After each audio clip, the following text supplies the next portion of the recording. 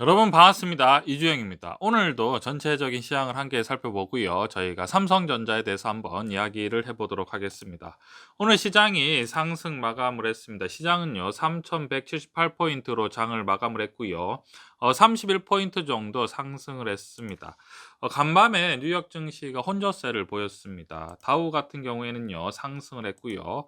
나스닥 같은 경우에는 하락을 했는데요. 앨런 장관께서 금리를 상승할 수도 있다, 뭐 이러한 얘기를 해주셨는데요. 아무래도 지금 뭐 당장의 어떤 금리의 어떤 상승 가능성이나 이러한 것들에 대해서 말씀을 하시는 게 아니라, 제가 봤을 때는 미국 증시가 최근에 계속해서 신고가를 향해서 지금 달려가고 있는 상황이죠. 다우 같은 경우에도 계속 상승을 했고요. 지금 특히나 나스닥 같은 경우에는 다시 전고점을 돌파해서 사상 최고점을 이미 찍었습니다. 최고점이 14,211포인트를 찍었죠. 물론 이제 계속해서 지금 조 바이든 대통령께서 추가 부양책을 지금 쓰고 있는 상황인데, 여기에서 다우와 나스닥이 너무 이제 과열될 경우에 아무래도 증시가 이제 어느 정도 버블이 더 생길 수 있는 상황이기 때문에 또 완급 조절이라고 우리가 생각을 하면 될 것 같습니다.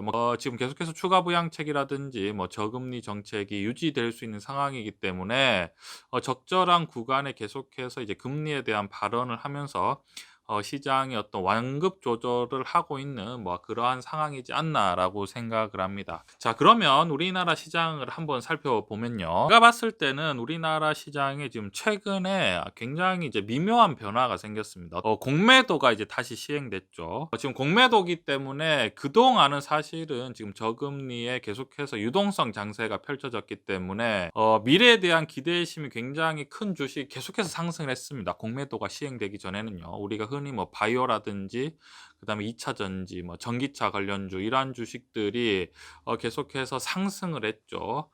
그런데 이제 공매도가 시행이 되면 아무래도 지금 어떤 매출이나 실적 대비해서 어떤 미래 기대심이 과도하게 큰 주식 같은 경우에는 아무래도 공매도의 어떤 대상이 되는 거죠.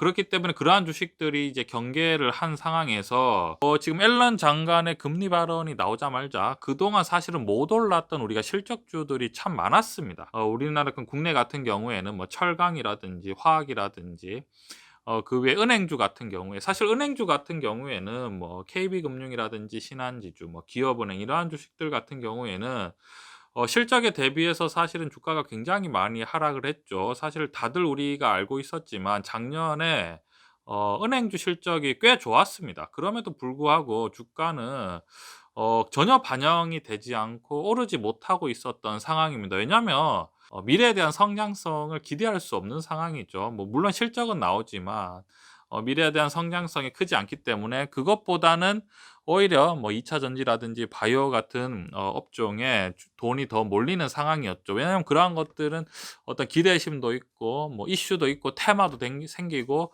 거기에다가 미래에 대해 기대심이 크기 때문에 그러한 주식이 상승을 했다가 이제 공매도가 이제 시행이 되고 나니까 이제 너무 많이 올라간 주식들은 아무래도 어떤 공매도에 어떤 당할 수도 있는 상황이죠. 공매도 잔고가 엄청나게 늘어난다든지 뭐 이런저런 뭐 상황이 될 수 있는 상황이기 때문에 이제 경계심이 가득한 상황이고요. 그에 반해서 그동안 못 올랐던 우리가 눈을 잘 보지 않았던 실적주들이 다시금 뭔가 이제 조금 더 반등하는 모습, 이러한 관점으로 우리가 좀 보면 좋을 것 같습니다. 그렇기 때문에 매출과 실적에 대비해서 적절한 구간에 균형을 맞추겠구나, 우리가 그러한 관점으로 보시면 될 것 같습니다. 오늘 같은 경우에 보면 은행주가 굉장히 많이 상승했고요. 우리가 잘 살펴보면 그동안 못 올랐던 실적, 매출과 실적이 좋은 주식들이 어느 정도 자금이 들어가고 있는 모습이라고 생각을 합니다. 전체적인 이런 흐름을 지켜보는 것은 굉장히 중요하죠.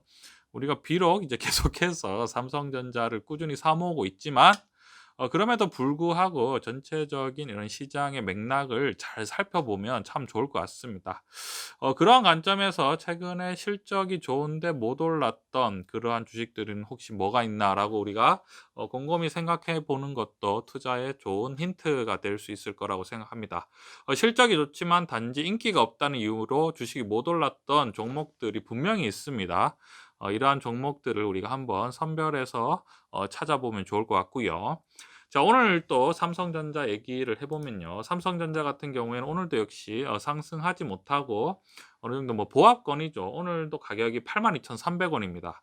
한 300원 정도 하락을 해서 또 횡보하는 모습을 보이고 있는데요. 자, 우리가 시장을 굉장히 이제 긍정적으로 볼 수 있는 관점이 있습니다. 어떤 관점이냐면 우리가 공매도가 시행이 됐죠. 공매도에 대해서 많은 분들이 걱정을 했습니다. 그냥 공매도가 되면 주가가 폭락하는 거 아니냐, 주가가 크게 하락하는 것이 아니냐라고 우리가 걱정을 했지만 기본적으로 뭐 공매도가 시행이 된다고 해서 주가가 하락할 수는 없습니다. 왜냐하면 돈 양 자체가 지금 계속해서 뭐 지금 유지되고 있는 상황이죠. 뭐 금리를 올린 것도 아니고 테이퍼링을 하고 있는 그런 상황도 아니기 때문에 주가가 하락할 수 없는 상황에서 뭐 공매도를 한다고 해서 주가가 크게 하락할 수 없는 상황이죠.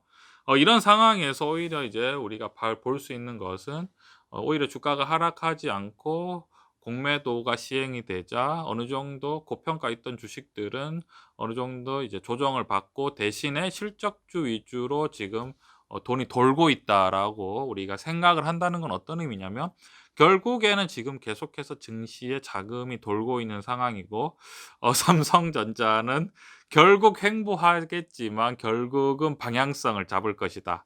그런데 그 방향성이 과연 아래일까 위일까? 결국 상승 아니면 하락인데 사실은 계속해서 여러분들에게 말씀드리겠지만 하락은 좀 어려운 상황이죠. 왜냐하면 기본적으로 실적이 나쁘지 않은 상황입니다. 그죠? 우리가 다들 뭐 예상하고 아시고 계시겠지만 2 분기, 3 분기, 4 분기 그러니까 1 분기는 실적 괜찮았죠. 9조 이상 났는데 지금 2 분기, 3 분기, 4 분기도 오히려 계속해서 기대가 되고 있는 상황입니다. 제가 저번 영상에도 말씀드렸지만 지금 반도체 D램 가격도 상승하고 있는 상황이고요. 반도체 슈퍼 사이클이 계속해서 진행되는 상황이죠.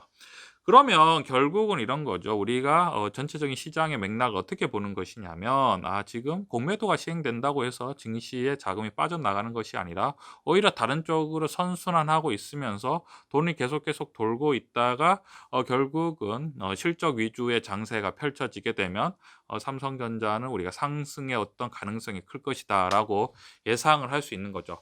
자, 주가의 방향성을 우리가 예측할 때 "삼성전자를 왜 상승합니까?"라고 물어보면 여러분 간단합니다 여러분.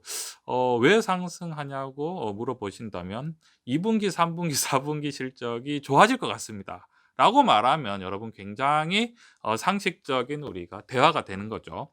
우리가 이런 겁니다 여러분. 삼성전자가 만약에 올해 실적이 작년에 여러분 영업이익이 37조 정도 있는데요. 올해 영업이익이 37조 조보다 떨어진다라고 예상이 되면 당연히 주가의 어떤 상황은 당연히 좋을 수가 없지만 올해 만약에 작년보다 지금 실적이 더 좋다라고 예측이 되면 당연히 주가는 뭐 상승할 수밖에 없는 그러한 상황이지 않을까라고 생각을 하고요. 제가 다시 한번 말씀드리지만 오히려 공매도의 어떤 이제 재개 영향이 공매도의 시행에 영향이 오히려 고평가에 있는 자금이 실적 장세로 전환되는 어떤 과정에서 오히려 삼성전자에는 조금 더 자금이 들어갈 수 있는 여지가 있다. 우리가 뭐 물론 뭐 계속해서 횡보해서 지겹지만 사실은 오늘 같은 경우에 또 보시면 은행주 그동안 굉장히 지겨웠지만 뭐 결국은 실적이 있기 때문에 상승하라는 관점이죠. 하지만 뭐 삼성전자 같은 경우에는 우리가 충분히 실적이 기대되는 관점이기 때문에 뭐 계속해서 꾸준히 분산 분할로 매수하면 좋을 것 같습니다. 이러한 관점 투자에 참고해 주셨으면 좋겠습니다.